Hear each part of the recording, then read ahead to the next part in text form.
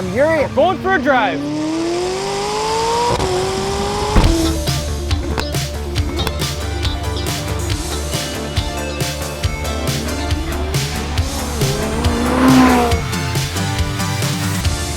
'19 McLaren 600LT. Coupe with launch control.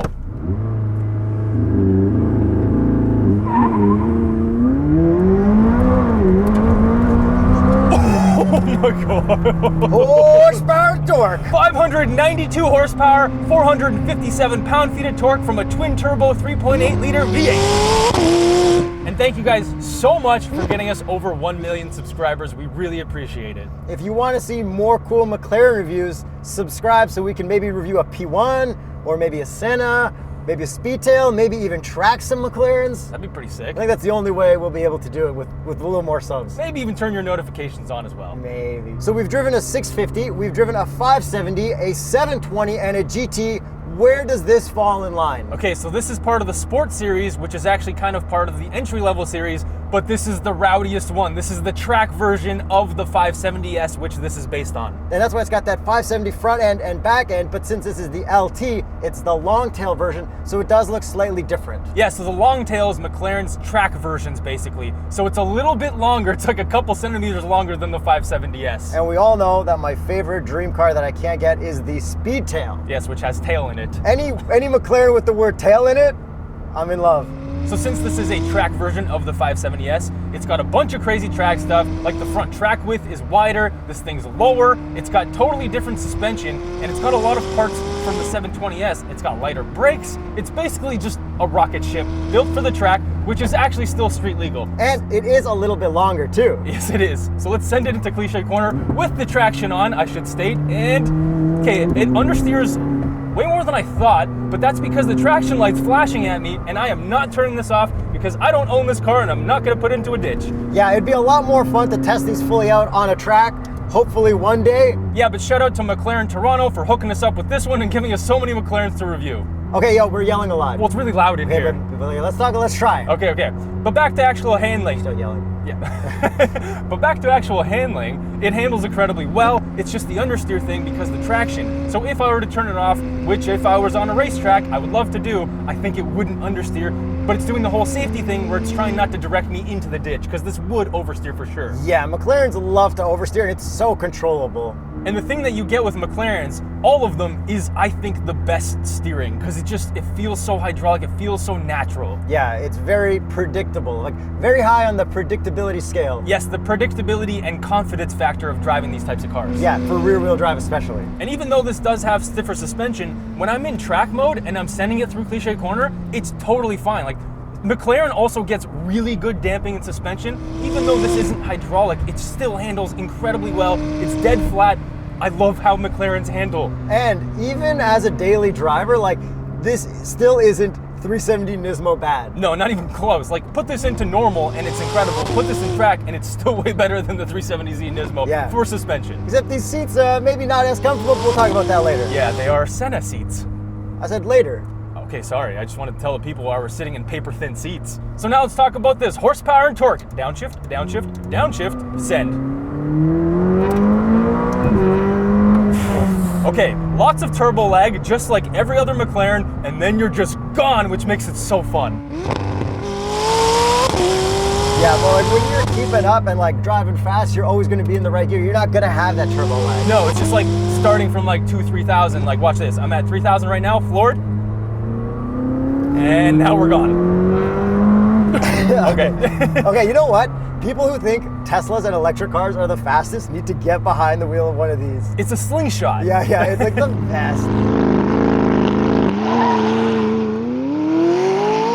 And let's talk about this amazing 7-speed dual clutch transmission. It shifts so quickly. Just watch and listen.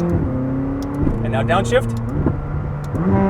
So fast. And are the shifts that hard because of the mode we're in? Yes. Okay, so sport mode uses F1 derived ignition cut to actually speed up the shifts and make these loud pops in between gears. So you really feel the shifts in sport mode. Like, watch. Like, you feel the whole car shake. Yeah. Now, if I'm gonna go into track mode, this uses inertia push. Watch this. See, seamless and even faster. Which makes sense because like the sport mode is like having fun on the streets, looking cool, but then when track you don't want anything to shake around while you're shifting. You want it to be like super solid. Exactly. And then we also have normal, which I haven't even touched. Yeah, it's really good for just driving normally, especially when like cops are driving behind you and looking at you, because this is kind of a heat car. Yes, it is, and we'll get into the supercar checklist later, but it's pretty much a supercar. Yeah. And since we're talking about drive modes, we also have handling drive modes, just like we do in every other McLaren. So we have normal, sport, and track, and in all of them are so good. And none of them work until you push the active button, and whichever one you have in a higher mode, that's what the gauges default to. Yes, we do have that track-inspired gauge where you have your shift lights, and now you have an audible beep on this one. Track-inspired, bro. It's straight up just a track gauge. Yeah, sorry, it is. I'm just excited. Look at where we're sitting at. This is not track-inspired. This isn't a Ford Edge ST. Yeah, sorry, my bad. Come on.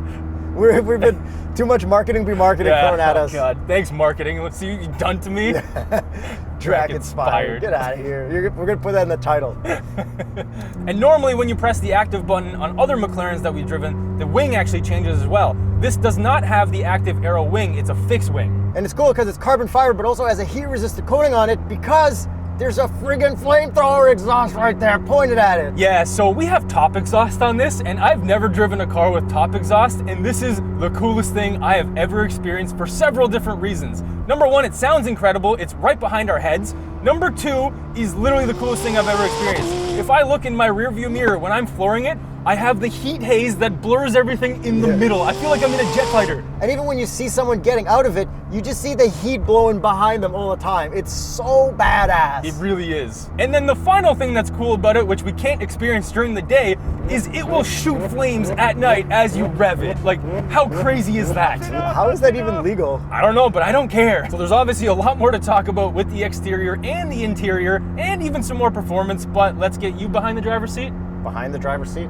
In the driver's seat. There's no room behind the driver's seat. Man, we're the worst at talking. Our script writer's definitely fired. I'm gonna put you into launch control. Launch. Boost building, boost ready.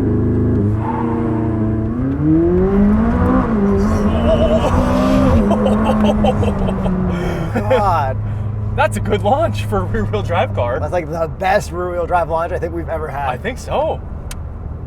God damn it, holy shit. Crazy, eh?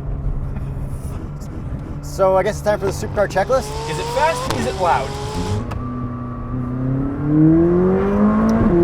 Yes, and bonus points for top exhaust. Does it have a gimmicky steering wheel? Yes, of course it does. It's got a carbon fiber steering wheel with the best paddles ever, maybe? That go opposite ways so you can upshift with your left hand. Yeah, the same paddle can go both ways. Does it fit a box? Box test. So we can only put one box in the McLaren right now, and that's going to be Andy the Lab's box, because she did an awesome McLaren GT review that you guys should check out. Oh, that's a fail. Perfect. Supercar pass. But there's still enough room to put a carry-on bag there, so I'm happy. Yes, just not a box. We haven't done this one for a while, so let's bring it back. Is there carbon fiber? Yeah, it's a carbon fiber tub everywhere, and the coolest thing about it is the floor, it's bare. There's just like floor mats on top of it. Yeah, there's no carpets. There's carbon fiber everywhere, in here and outside. So yes. Oh yeah. And do you look cool getting in or out? To be honest, you don't look cool at all because of these Senna seats, but because there's really thin Senna seats, you do look cool getting in and out. Yeah, I guess, but then you kind of have to explain. It's like, listen, these are Senna seats. By consolation or whatever. Yeah. It's like, you don't look cool, but you are cool. Exactly. Does it fit a cup of coffee? It has an amazing cup holder with great grips at the bottom, so that is a fail. And total fail. How about the visor test? Oh, it's fine. 3, 2, 1. Total fail, which is a supercar pass. And finally, does it get a lot of attention? Yeah. So much attention, especially in this chill color. Yeah, which is crazy because you wouldn't expect it in this color, but this car looks so wild that it gets so much attention. So, supercar? Absolutely. 100%. 100% supercar. Love it. Okay, but talking about the attention and the looks, a GT3 is kind of competition for this, right? GT3RS, yeah? A blacked out GT3RS would go so much more under the radar than this. Oh yeah, this looks like a spaceship. A GT2RS in black goes under the radar compared to this, even in black. Yes. Do the doors go up? Yeah. Yeah, they go up. Hell yeah, they do. By the way, Lamborghini, make all your doors go up. Yes, all of them. Huracan, Urus, everything. Change the rules. Everything up. It doesn't need a V12 anymore. So I guess we can probably get into the looks a little bit. I would love to. It's pretty much exactly a 570. Yes, it is, except with a bunch of carbon added to it everywhere. Yeah. So at the front, we got like a nice cool lift kit along everything at the bottom. But besides that, the same, we've got the older style McLaren headlights that I love. And moving around to the side, we have a bunch of crazy aero in the front wheel wells to cool down the brakes just enough. And we got those vents on the fenders as well. Yeah, to get rid of negative pressure, just like the GT3RS and the GT2RS have. How about the wheels? You love them? I do really like these wheels. They are forged, they're super lightweight. I love light colored wheels on pretty much anything. And then we have carbon ceramic brakes and really cool orange McLaren brake calipers. Yeah, they look really nice. You don't need Brembos on here. And then I absolutely 100% love all the gaps and everything in the door panel. I think that's the coolest thing ever. Yeah, and it's all carbon fiber. You can look through everything. And the 600LT has even wider carbon fiber side scoops than the 570S. And then moving on to the back, obviously the best part is the top exhaust. Yeah, I love that. That's the craziest thing ever. It actually saves a lot of weight. Not only does it look cool. And then we've got carbon fiber up there. You can kind of peek through some holes and see some engine stuff, but that's all sealed up. And this one is not a Spider, so that's pretty cool. And the coupe has been discontinued for 2020, hence why we're driving in 2019. Yeah, I was at a bachelor party last year when they offered it, so yeah, we were supposed to drive this last year. No regrets. I went jet skiing. And then if you look near the back wheels, you'll see there's like a giant gap right through there. That looks so wild. And then the wildest part of the whole back end, I think, besides the flamethrower top exhaust, is that diffuser. Yeah, the diffuser's absolutely massive, and it's all carbon fiber. And then we've got little cameras in there too. We've got cameras at the front because we can record our laps and stuff, like with this camera right here. Yeah, this is a full-out track car. It's not track inspired. Not track inspired. And the 600LT has so many crazy options that you can add. McLaren Toronto actually has one with some of the craziest paint that I've ever seen, and they also have a roof scoop. Yeah, a friggin' roof scoop, like a rally car. I don't know if I'd option that, to be honest. I think I would. I like the sleekness. So overall, looks-wise, 10 out of 10? 11 out of 10. This is like the 570S just turned up a notch. I like this a lot more than I like the 720S, and a lot more than I like the McLaren GT. I think this might be my favorite looking McLaren. Even more than the 720, because you love the 720. I love everything about the 720, how it drives, how fast it is, but I think I like how this one looks more. But the 765LT is out now, and I may have to change my mind once I drive that. Speedtail, bro, that's the best looking one. It does look cool. Not that I'll ever get to drive one. No, never. And before I get into the interior, I want to do some rips in automatic, so let's go to auto mode, and right now we are in normal. Ready? Ready. Kind of slow to get into So gear. slow. Let's try it in sport. Kind of Same. slow as well, and let's try track.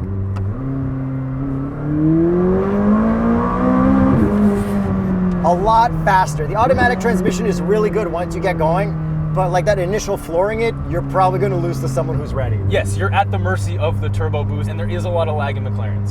So now moving on to the interior, we've got like that dark gray Alcantara, we've got cool orange Alcantara, and then we've got these crazy Senna seats. Yeah, so everything in here is crazy lightweight. The default seats for this are actually from the P1. These are the optional Senna seats, and they are crazy. Like, they look crazy, and they feel pretty crazy getting in and out, but once you're sitting in them, it's so comfortable. Yeah, but having anything in your pocket is a total nightmare, at least for me. But is it worth it for how cool they look and the fact that you can tell people you have Senna seats? 100%. Like, I don't mind the struggle to get in and out. Like, it does suck, but I'm young. I might as well do it while I still can. And it's all manual adjustment. That's like the coolest part. But it is a real struggle to get in. Not as much for me. You're bigger than me, though. Yeah, but these like super crazy side bolsters, like this is more difficult than a GT3RS to get into. Yeah, that's half the fun of it, though. But then the cushioning is like super firm, which is fine. And then we've got like a hole between the bottom padding where you could like lose absolutely everything. So like, you need to be really careful. Yeah, and then we also have netting on the side so you can store some extra stuff in the door panels. Just don't forget about it when you have your doors up. No, well, that's why the netting's there. Well, just in case there's still a gap at the top.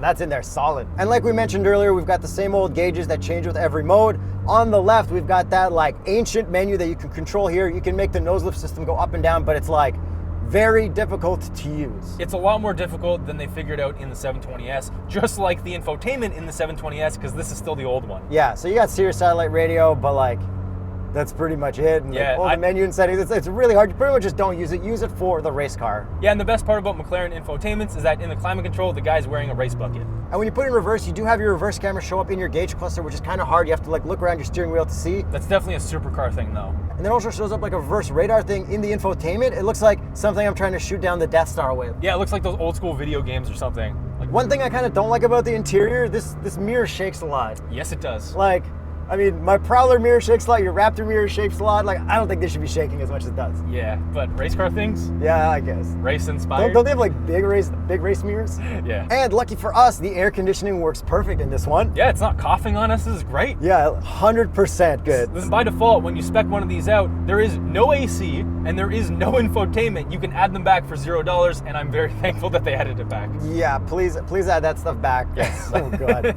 And what do you think of McLarens with no sunroof or no spider roof? Like, it's not bad. It's not bad, but the Spider is just so much better, and you can still get this in a Spider, and then you get all that crazy sound from the outside. But then you lose a lot of the weight reduction because of the spiderness. Yeah, you might lose a lot, but then you gain a lot of sound and fun. Yeah, I know. And the fact that you can put that window down and stuff and get even more sound and still have the roof on. Yeah, I know. I feel like I'd have to go Spider. Yeah, same here. And surprisingly enough, the view from here is like actually pretty good. Like, the visibility is fantastic. Yeah, with McLarens, you do get that amazing visibility and that driving position, which is so good. And to finish it off, a little cliche corner send. Please send it as hard as you can, Yuri. Oh, it totally kills everything with the traction on. Oh. Yeah, it's kind of like what the AMG GTR did. But like a little, Yeah, you really got to have the traction off for a full send. One day, on a track day. Yes. All right, so that's pretty much everything with the 600LT. Let's get to the price. It's a lot of money, $321,000. Canadian, worth it. Oh, totally worth it. So this competes with like the GT3RS and like the Huracan Evo or Huracan Performante. To be honest, I keep thinking back to which car I would want the most. I think if I wanted to be like subtle and like do my thing and nobody noticed me, I would go Porsche. For sure.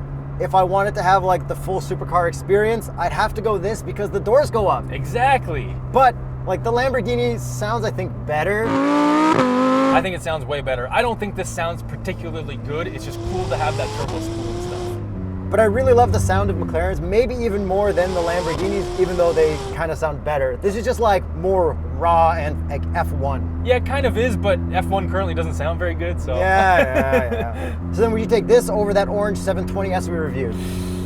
Oh man, I really, really like this, and the 720S was a Spider. Dude, that's the hardest decision ever. I would go this because it's got the front end I like, it's got tail in the name, it's got up exhaust, like. This is a cooler car, but the 720S was just a monster. So you're going 720 and I'm going this? I don't know, man. Let us know in the comments below, Lamborghini, Porsche, or the 720S compared to this 600LT. And let us know if you guys want us to review a P1, a Senna, a Speedtail, anything else that's crazy that we can't get our hands on. Or put it on the track. Yeah. And check out this playlist of cars with doors that go up. That's right, doors that go up. Coolest cars ever. Most important feature. It is. Look at that. Right there. Doors that go up. Up.